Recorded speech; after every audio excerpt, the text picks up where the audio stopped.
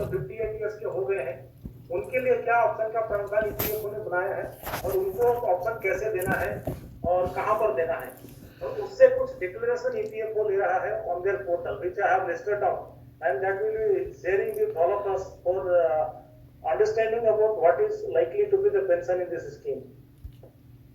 Then 1/9/14 के जो लोग मेंबर थे उस स्कीम में, उसके लिए क्या ऑप्शन का प्रावधान है और क्या समय सीमा है उसके लिए, उसके बारे में बात करेंगे। फिर जो कॉमन क्वेरीज हैं कि जब से सर्कुलर निकला है, there lot of queries in the minds of the members, both retired employees as well as the serving employee. तो उन सभी एम्प्लॉय से मैंने रिक्वेस्ट किया था कि आपको जो भी क्वेरीज है प्लीज व्हाट्सएप में और मैं या मेल करिए, तो मेरे पास बहुत सारी क्वेरीज आए हैं। I have listed out most of the queries, so I will be discussing all those queries and will also discuss the likely answers to those queries. उसके क्या आंसर हो सकते हैं, because see, अभी जैसे मजूमदार जी ने बताया है, there is no clear cut guidelines from the EPFO regarding pension कैसे कैलकुलेट होगा, कितना होगा, एंड एरियर कितना बनेगा, कैसे देना है, क्या देना है, कब देना है। तो अल्टीमेटली वी विल डिस्कसिंग कि क्या हमारा वे फॉरवर्ड होना चाहिए, हमें क्या डिसीजन लेना है एज ए मेंबर और हमें कब तक लेना है वो। I will not be going into more detail about the CPS 95 scheme. Scheme सभी को पता है, ये एक पेंशन स्कीम है जो कि पीएफ एक्ट के अंदर में है एंड इस स्कीम का जो मैनेजमेंट है, एडमिनिस्ट्रेशन की जिम्मेवारी है वो एम्प्लॉइज प्रोविडेंट फंड ऑर्गेनाइजेशन है जिसे कि ईपीएफओ कहते हैं शॉर्ट में, उनके द्वारा किया जाता है।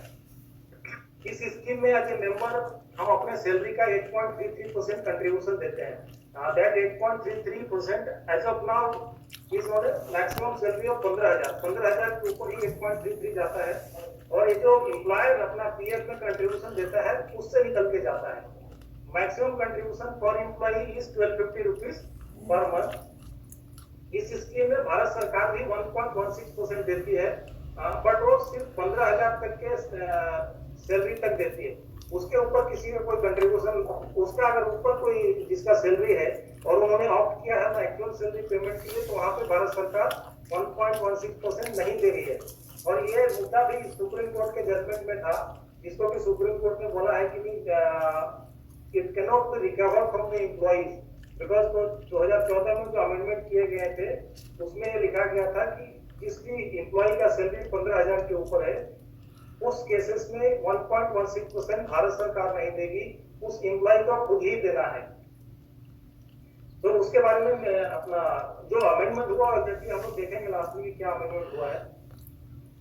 This pension fund is separately maintain by the EPFO. जो पीएफ का फंड है या एक और ईडीआई करके स्कीम है, इंश्योरेंस स्कीम है, उसका जो फंड है और पेंशन का फंड है, ये तीनों अलग अलग मेंटेन किया जाता है। ये फंड आपस में या पूल करके एक साथ नहीं मेंटेन होते।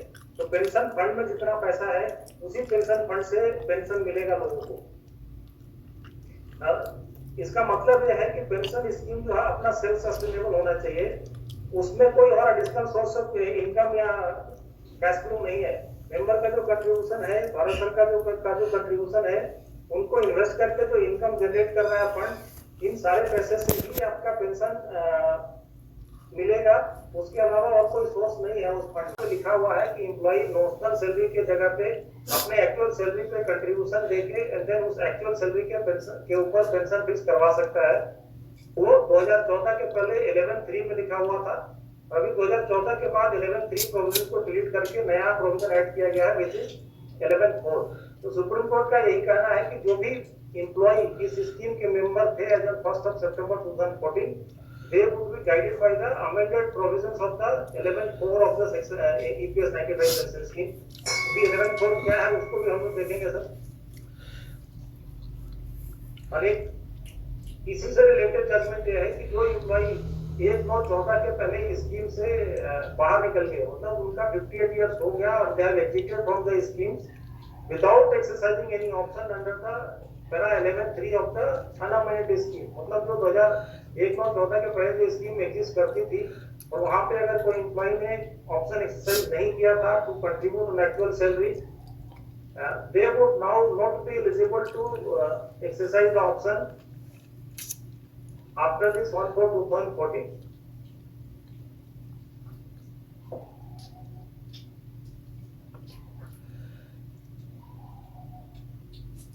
However, for the employee who are still on the rolls of the company and below 58 years of age, यहाँ पे सुप्रीम कोर्ट ने बोला है because there was certain confusions regarding the cut-off date to exercise the option after the amendment.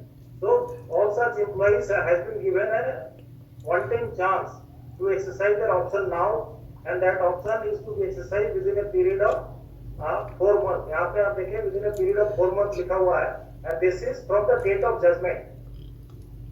Date of judgment is 4th November 2022, and उससे 4 महीना जो होता है सर 3rd March 2023 होता है. So this is the relevant para as per which all the employee of NTPC or for that matter any other organization who were member of the EPS 95 scheme as on 1st of September 2014 can exercise their option to contribute towards EPS 95 scheme on actual salary. ये सारा जो benefits flow करेगा इसी order के इसी part से flow कर रहा है, और चूंकि एक्ट में अमेंडमेंट कर दिया गया था, so supreme court has exercise is constitutional power जो कि आर्टिकल 142 ऑफ द कॉन्स्टिट्यूशन को देता है. उन्होंने बोला कि मैं इस पावर को एक्सरसाइज करके ये अपने तरफ से समय सीमा दे रहा हूँ एम्प्लॉय को, because there were confusion, so they could not have exercise option. So now if they want they can exercise the option. और 1/9/14 वाले के लिए उन्होंने यही बोला है कि जो अगर उन्होंने पहले ऑप्शन एक्सरसाइज कर दिया था तब तो ठीक है, वो अभी दोबारा एक्सरसाइज कर सकते हैं. अदरवाइज अगर नहीं किए थे उन्होंने, so they would not be entitled to the benefits of this judgement.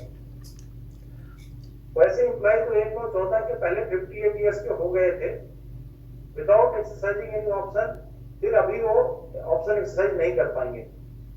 लेकिन अगर कोई एम्प्लॉय जो ऑप्शन एक्सरसाइज कर गए थे 2014 के पहले भी ऑप्शन एक्सरसाइज किए थे अंडर 11(3), तो they shall now be eligible to exercise another option. And उसके लिए ईपीएफओ ने अपना एक ऑनलाइन पोर्टल भी दिया है सर, उसको भी हम लोग देखेंगे कि वहां पे क्या लिखा हुआ है. And next is regarding this 1.16%. जो हम लोग शुरू में बात कर रहे थे कि इस स्कीम में भारत सरकार 1.16% देती है. 2014 के अमेंडमेंट में ईपीएफओ ने बोल दिया था कि ये 1.16% मेंबर्स को ही देना पड़ेगा, भारत सरकार नहीं देगी. बट सुप्रीम कोर्ट है सेट कि ये जो अमेंडमेंट आपने किया है, this is not valid and this is not as per the due process.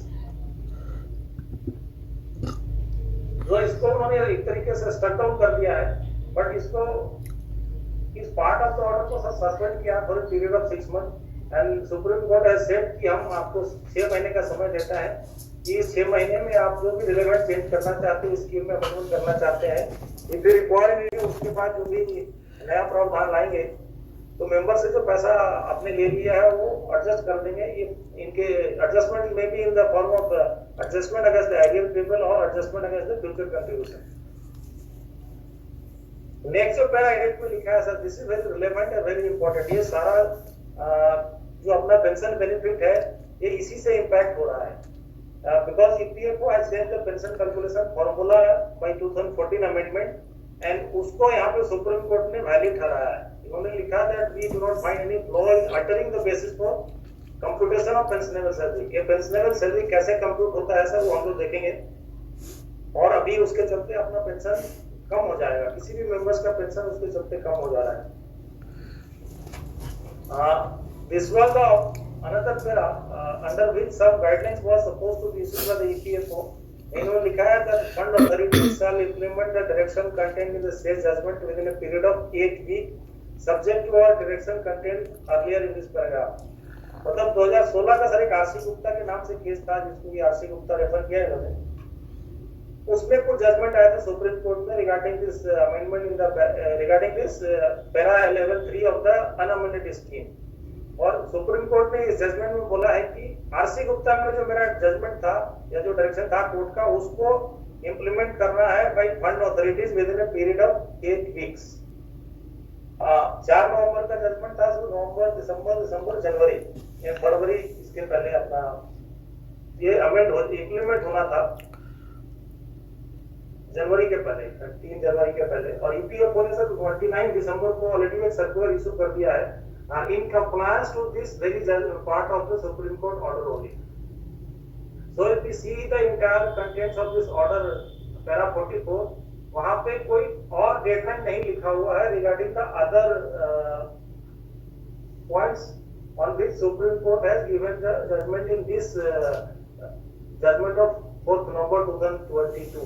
Otherwise अभी हम लोग सभी उम्मीद कर रहे थे या सोच रहे थे कि ईपीएफओ को कोई सब्सिक्वेंट गाइडलाइंस भी आना चाहिए with in a period of 4 months, but ऐसा अभी यहाँ कुछ लिखा हुआ नहीं है। Although members court often exercise करने के लिए 4 month का समय दिया गया है, but this judgment does not say anything that the EPFO also has to come up with some guidelines or any further circular in this regard within a period of 4 months. So EPFO till now has not issued any guidelines in this respect, sir. EPFO ने उस judgement के बाद 2 circular निकाले हैं sir. In fact एक करेजेंडम है और 2 circular है।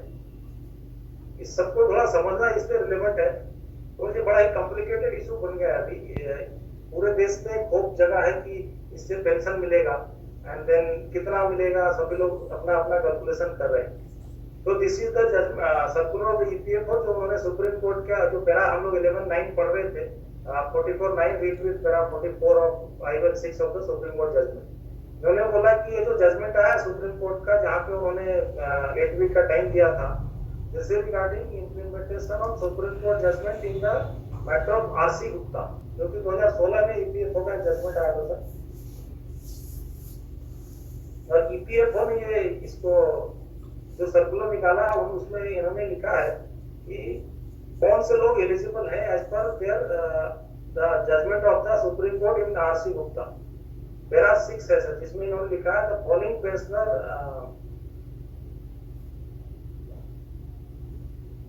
The following pensioner may apply digitally or online at epfindia.gov.in for validating their option if any by the concerned regional offices.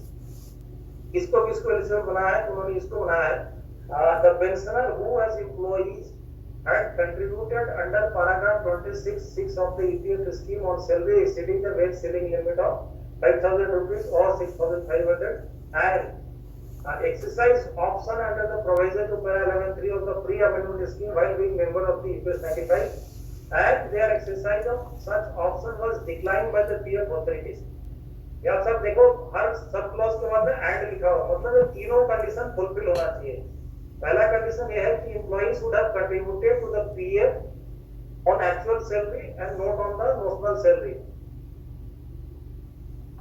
Second है कि वो 11(3) के अंदर में ऑलरेडी कुछ ऑप्शन उस समय दिए थे और वो ऑप्शन ईपीएफओ ने रिजेक्ट किया था। अगर तीनों कंडीशन फुलफिल होता है तभी ये एक मंथ होता है कि पहले केस का जजमेंट आया है और उसका जो इंटरप्रिटेशन ईपीएफओ ने और भारत सरकार ने दिया है वो this circular has been issued by the EPFO with the approval of the ministry of labour and employment. उसमें यहाँ पे लिखा हुआ है this direction are issued in compliance of the judgment dated 4/11/22 of supreme court and notification of the Ministry of Labour and Employment for immediate implementation। और इसके तहत इन्होंने ये भी लिखा है this circular is being issued in separation of all earlier instruction issued of the subject. Because जब 2016 का जजमेंट आया था तो उसके बाद ईपीएफओ ने कुछ इंटरनल सर्कुलर्स निकाले थे जो उनके अपना उस समय मिनिस्ट्री से अप्रूवल लिए गए होंगे and at that time no such condition were imposed by the EPFO which is being insisted upon now by the EPFO। ये जो 3 कंडीशन है, पहले ऐसा कंडीशंस नहीं लगाए थे EPFO, but now after the Supreme Court judgment they are saying that only those people who are eligible who are meeting these criteria specified in the para 6 of this EPFO circular of 29/12/2022। तो इस circular के तहत NTPC के तो बहुत ही limited कुछ employ हो सकते हैं जो होंगे and that too they are direct in their personal capacity, और अगर उनका कुछ पेंशन हायर सैलरी पे कंट्रीब्यूशन दिए तो पेंशन ले रहे थे तो उन्हीं के लिए एप्लीकेबल है। इसके बाद सर एक और इन्होंने करेजेंट निकाला था। करेजेंट बस 2 वर्ड के ऊपर है किस रिलेवेंट पैरा के ऊपर में कि यहाँ पे जो लिखा था direction issued with reference to the communication of ministry of labour employment as referred above, मतलब इस यहाँ पे कुछ चेंज किया इन्होंने and then the application for validation will contain the disclaimer as may be specified therein। ये पहले कुछ और वर्डिंग था, इसको यहाँ पे चेंज किया है। एंड इसी से रिलेटेड सर एक और इन्होंने सर्कुलर अभी 2023 में 25 जनवरी को निकाला है। यहाँ पे कह रहे हैं कि जो भी एम्प्लॉय जिनका की आरसी गुप्ता के 2016 वाले जजमेंट के बाद में पेंशन हायर वेजेस पे फिक्स करी गई थी, अभी हम सारे केस को री एग्जामिन करने की बात कर रहे थे और उसमें यहाँ पे रेफरेंस दिया है current judgment of the supreme court की। इस जजमेंट का तहत क्या कंडीशनलिटीज थी जिसको मीट आउट करने के बाद हायर सैलरी मिलेगी, और हायर सैलरी किनको मिलेगी? उन्हीं को मिलेगी जो ऑलरेडी वहां पे ऑप्शन एक्सरसाइज कर चुके थे, जो अभी हम लोग देख रहे थे। ये बोल रहा है the direction to supreme court in R C Gupta judgment pertain to such employee who had contributed on higher wages under paragraph 46 of the EPF scheme and had further exercised their option and their joint option request under the provision to paragraph 11(3) was explicitly denied by the concerned office of the RPC। यहाँ पे देखेंगे बड़ा ही technical word use कर रहे हैं, बहुत सी implicitly भी deny होता है। आप फॉर्म जमा करने गए उनके कलर ने आपको मना कर दिया कि नहीं ये एक्सेप्ट नहीं होगा, कि ऑर्डर नहीं है, तो आप वहीं से वापस आ गए। आपके पास तो कोई प्रूफ नहीं है या कोई रिटन ऑर्डर नहीं है कि रिजेक्शन किया है, तो आप उसको लगा के यहाँ पे अप्लाई करेंगे तो आपका ये रिजेक्ट हो जाएगा। ये कह रहे हैं कि आपके पास एक्सप्लिसिट डिनायल का कागज होना चाहिए, तभी आपका हो पाएगा। या आपका जो कंट्रीब्यूशन आपने जमा किया था यूपीएस 95 स्कीम और higher wages, that was refunded back to your provident fund account. तो इन सबको पढ़ने से लगता है काफी रिस्ट्रिक्टिव बना दिया यहाँ पे ईपीएफओ ने, at least for the people who have attained 58 years of age before 1st September 2014। और उस कैटेगरी के लोग ऑलरेडी कोर्ट में जा चुके हैं, जहां तक हम लोग को जानकारी है। they have again filed case in the Supreme Court and उस पे अभी ऑर्डर आना बाकी है सर।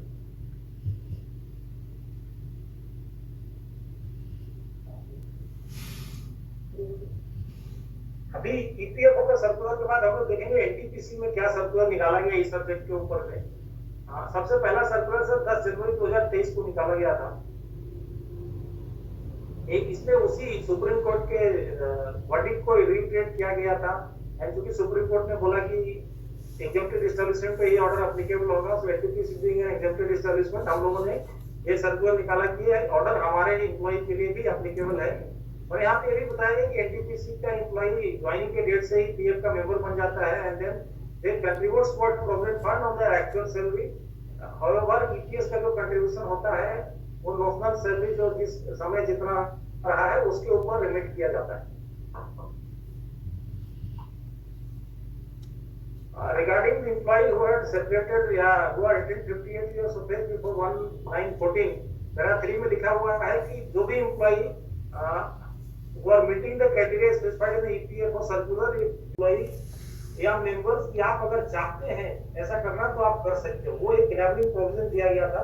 तो अभी भी जो एम्प्लॉई इसको चाहते हैं कंट्रीब्यूशन देना, उन्हीं के लिए ये ऑप्शन सबमिट करना जरूरी है।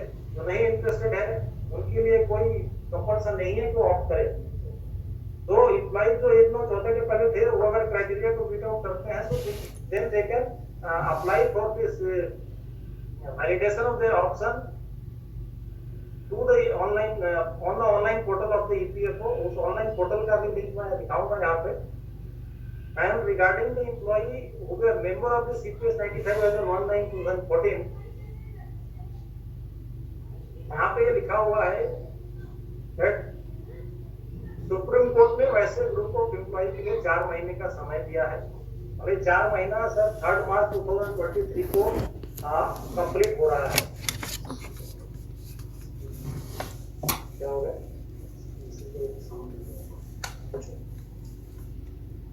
विश्वजीत सर आवाज मिल रही है ना? Yeah, it's perfect. Okay. So somebody has said that they are not getting the sound, so it may be their local issue. Yeah. And a lot of people are asking to for the conversation in Hindi. हाँ sir, Hindi करेंगे जी sir. There are lot of questions in chat also. आपको वो भी chat का sir last में लेंगे, question तो last में लेंगे। लेट अस फर्स्ट कंप्लीट या सब पढ़े पहले इसको समझे, बिकॉज हम लोग को ना पेशेंस के साथ इसको पूरा सुनना पड़ेगा तभी क्लियर होगा।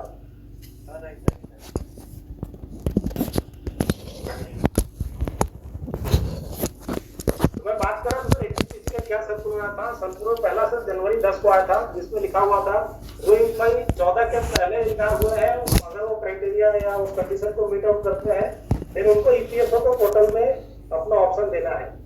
And for the remaining employ, मतलब जो 1/14 के मेंबर थे और अभी भी सर्विस में है या सर्विस से रिटायर हो गए हैं, उनके लिए ये बताया गया था कि सुप्रीम कोर्ट के ऑर्डर के हिसाब से आपके पास 4 महीने का समय सीमा है। वो समय सीमा मार्च 3 को खत्म हो रहा है।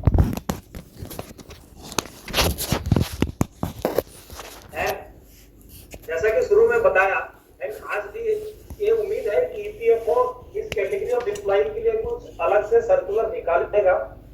Although NTPC as well as from other companies, we have written to the EPFO seeking clarification about this mode and manner of submission of option wise which group of employee, उनका कैसे ऑप्शन देना है, क्या कोई specified format है आपका, क्या undertaking देना है एम्प्लॉय के द्वारा, एम्प्लॉयर के द्वारा, कब तक जमा करना होगा, पैसा कब जमा करना होगा। But we have not received any official reply from the EPFO till now. Whenever our people wait, then they said yes, we may issue some guidelines and it is likely to be issued soon, but अभी तक आया नहीं है। And इस NTPC के circular में भी बताया गया था that for employee who would be exercising option, they would have to pay the arrear of the contribution on actual salary with effect from 16/11/95 or date of joining EPS 95 scheme, whichever is later। And वो contribution का area जो होगा sir आपके actual salary का 8.33% minus जो already contribution जमा किया गया है उसके उतने के उतना होगा, प्लस उसके ऊपर आपको इंटरेस्ट भी देना पड़ेगा and till next 6 month 1.16% of salary भी देना पड़ेगा, because Supreme court has allowed this to be recovered till next 6 month. ये सारा कम्युनिकेशन एम्प्लॉय को थ्रू दिस सर्कुलर दिया गया था। एंड ये भी बताया गया था कि हम लोग एम्प्लॉय का सैलरी 69/95 ऑनवर रिट्रीव कर रहे हैं, बिकॉज उस समय जमाने में एनटीपीसी का कोई सेंट्रलाइज पेरोल सिस्टम नहीं होता था। हर प्रोजेक्ट का स्टेशन का अपना अपना फाइनेंस होता था और सैलरी भी अपना बनता था। तो NTPC had tried its best to retrieve all those data from wherever it was possible and data was uploaded on the NTPC Ex-Employee portal as well as on the ESS portal. Even after a lot of efforts, there are some gaps in the salary data and that is still being looked into. जहाँ पे किसी का salary missing है तो उसको देखा जा रहा है एंड एम्प्लॉय से भी बहुत लोगों से उनका सैलरी स्लिप या पीएफ स्लिप के साथ उनका रिप्रेजेंटेशन आया है, मेरा जो डेटा इशू है या गड़बड़ है या मिसिंग है या गलत है, उसके सपोर्ट में उनके पास जो सैलरी स्लिप्स है पीएफ स्लिप्स है वो लगाए हैं और उसको देखा जा रहा है और उसको ठीक किया जाएगा फॉर एरियर कैलकुलेशन और एरियर रेमिटेंस। इससे रिलेटेड जो भी कम्युनिकेशन सुप्रीम कोर्ट का जो ऑर्डर था, जो आपका ईपीएस 95 स्कीम का प्रावधान है regarding this pension calculation, pension salary as well as जो अमेंडमेंट किए गए थे सर स्कीम में 1/14 से, वो सारा कम्युनिकेशन भी हम लोगों ने अपलोड किया था on the ex employ portal as well as on the ESS portal, या जो सैलरी का जो डेटा वाला जो पोर्टल बनाया है उस पर भी आज भी अपलोडेड है वो सारा चीज। But as the time to submit option because EPFO is nearing 3 March last date है, तो उसी के तहत एक प्रिकॉशनरी मेजर्स दिया गया है that employ if they want they can submit their joint options to NTPC before 13th of this month।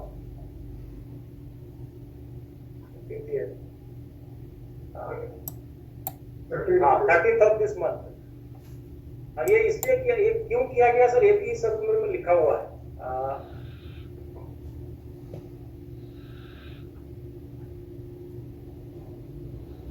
As the provision explained in the above said circular, the joint option has to be exercised by the members and pensioner and submitted to EPFO latest by 3rd March. And EPFO is yet to issue any format for joint option or clarification guidelines in this regard. Hence, it may be noted that area to be paid in pension payable cannot be ascertained। ये सब board में दिया गया है, इसको भी ध्यान रखने की बात है, because ultimately उनका क्या फॉर्मूला वो निकालेंगे about this pension calculation, that is still not clear। आपको स्कीम का प्रावधान भी मैं दिखाऊंगा वहाँ पे क्या लिखा हुआ regarding pension calculation and after Supreme court judgement भी हम लोग वहाँ से बात किए थे, दे सेड कि नहीं वो फॉर्मूला में भी कुछ चेंज हो सकता है, इसीलिए ये बताना बड़ा मुश्किल है एज ए किसी के लिए भी कि अल्टीमेटली आपका एग्जैक्टली पेंशन कितना बनेगा। ये भी यहाँ लिखा हुआ है that NTPC can taken up with the EPFO headquarter but as a precautionary compliance and to meet the deadline as stated in the judgement. तो जजमेंट में हम लोगों ने देखा है वहां पे कोई ऐसा गाइडलाइंस या डेडलाइन सुप्रीम कोर्ट ने नहीं दिया है टू द ईपीएफओ कि आपको कितने समय सीमा के अंदर में इस कैटेगरी ऑफ एम्प्लॉय के लिए कोई सर्कुलर या इंस्ट्रक्शन जारी करना है, क्योंकि वहां पे कुछ ऐसा लिखा हुआ नहीं है। इसलिए हम लोग को लगता है कि शायद इसके ऊपर कोई अलग से जजमेंट या गाइडलाइंस शायद ईपीएफओ ना भी इशू करे, बट चूंकि सुप्रीम कोर्ट का ऑर्डर है और सुप्रीम कोर्ट का order is under article 142 of the constitution which itself becomes law of the land, इसलिए एज ए एम्प्लॉई आपके पास ये ऑप्शन उपलब्ध है आज के डेट में, और आप चाहे तो अपना ऑप्शन 3 मार्च के पहले ईपीएफओ के पास थ्रू एनटीपीसी जमा करवा सकते हैं। इसके लिए इंटरनल कुछ फॉर्मेट बनाए गए हैं और फॉर्मेट में 4 कैटेगरी के फॉर्मेट हैं सर, बिकॉज इसमें एनटीपीसी के जो एग्जीक्यूटिव एम्प्लॉई है उनका पेंशन आज के डेट में दिल्ली आरपीएफ से होता है, आरपीएफ दिल्ली सेंट्रल से होता है। तो एग्जीक्यूटिव के लिए 2 कैटेगरी बनाए गए हैं, जो सुपरिटेंडेंट एग्जीक्यूटिव्स हैं उनके लिए कैटेगरी 1 एनेक्सर 1, जो सर्विंग एम्प्लॉई है उनके लिए एनेक्सर 2। बट यहाँ पे एक क्लैरिफिकेशन सभी लोग थोड़ा नोट कर ले कि जो भी एम्प्लॉई 58 इयर्स के एज क्रॉस कर गए हैं उनको एनेक्सर 1 भरना है, मतलब सुपर एनुएटेड एम्प्लॉई के कैटेगरी में उनको भरना है। Even if they are in the service of the company, but for the purpose of EPS 95 scheme, they would be considered as superannuated employee and executive category annexer 1 भरेंगे और non executive category annexer 3 भरेंगे। मतलब आप service में तो है लेकिन 58 years के ऊपर हो गए हैं तो आप annexer 1 और 3 भरेंगे depending upon whether you are in executive category or in the non executive category। Similarly annexer 2 and 4 है for the serving employee, serving executives के लिए annexer 2 है। So all those executives who are below 58 years of age as of date would be filling annexer 2 and non-executive annexer 4 भरेंगे। और इसमें ये भी लिखा हुआ है that option needs to be submitted to the EPFO in hard copy under the original signature। Accordingly जो employee interested है ऑप्शन देने के लिए उनको अपना ऑप्शन फॉर्म एग्जीक्यूटिव के लिए it has to be submitted to the HR department, the EOC Noida office, and for the non-executive employee at their respective station office from where they have superannuated or where they are working at now at present। समय के अंदर इस काम को करने के लिए आप अपने फॉर्म को स्कैन करके ईमेल के द्वारा इस ईमेल आईडी पे भेज सकते हैं एंड ओरिजिनल आपको डाक के द्वारा भेजना है to the office address of NTPC EOC Noida. The application में भी address to the some employ it may be different from the PF account number. तो आप अपना ईपीएस अकाउंट नंबर भी देख सकते हो, आपके सैलरी स्लिप में आता है। Otherwise a list has also been uploaded on this ex-employee portal for the separated employee। वहाँ पे उनका EPS account number, PF account number, UAN number, universal account number जो ईपीएफओ ने सारे मेंबर्स को अलॉट किए हैं वो भी आपको लिखना है। If you do not know your UAN number, उस लिस्ट को भी वहाँ अपलोड किया गया है ऑन ex-employee पोर्टल, वहाँ से आप ले सकते हो। Then mobile is simply your number, Aadhaar number, date of birth 58 years से जो ऑलरेडी रिटायर मतलब 58 के हो गए हैं, सर्विस में है बट 58 के हो गए हैं वो पेंशनर कैटेगरी में माने जाएंगे अगर उनका पेंशन ऑलरेडी स्टार्ट हो गया है। स्टार्ट नहीं भी हुआ है तो भी आप 58 ईयर्स यहाँ पे जो एज है वो आप लिख दीजिए, किस डेट में आपका 58 हो रहा है। Here only the name is to mention।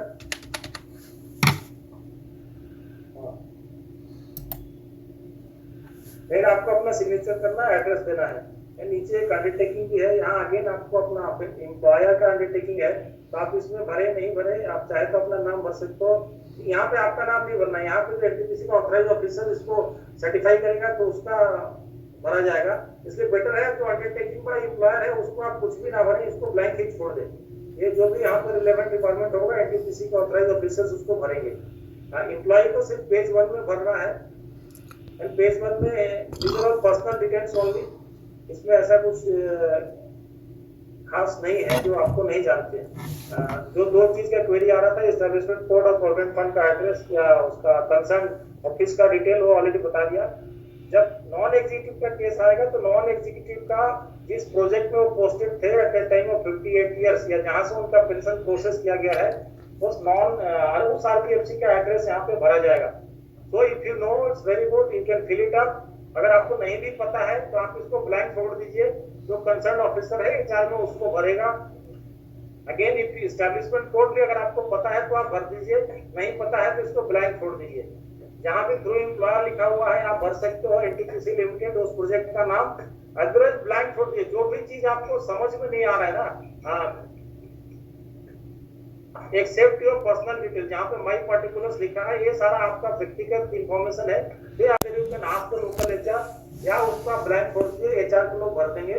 But अपना पर्सनल डिटेल, आपका सिग्नेचर, नेम एंड एड्रेस है सब जरूर भर दीजिए।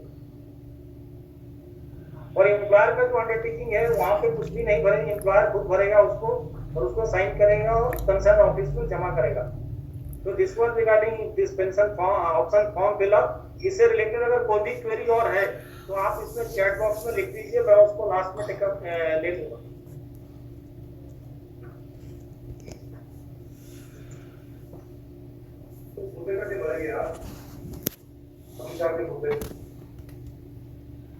हाँ, एक सवाल आया है कि बुढ़े कैसे भरेंगे, तो बुढ़ों के घर में क्या मतलब, don't take that word wrongly,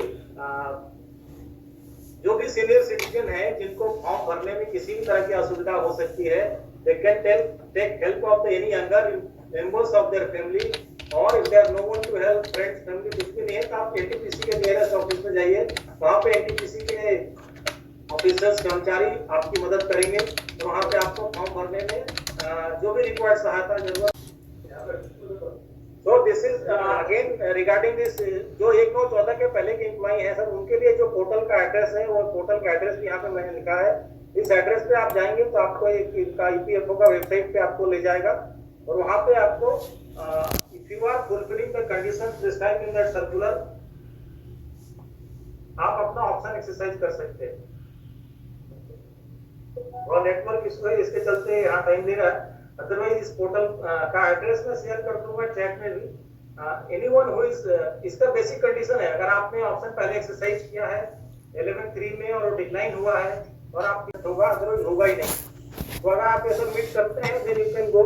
वो हम लोग के पास ये भी क्वेरी आ रहा है, 1914 के पहले के बहुत सारे लोग भी हैं, वो अपना ऑप्शन फॉर्म भेज रहे हैं एनटीपीसी को और चाहते हैं कि एनटीपीसी के थ्रू ईपीएफओ जमा हो जाए।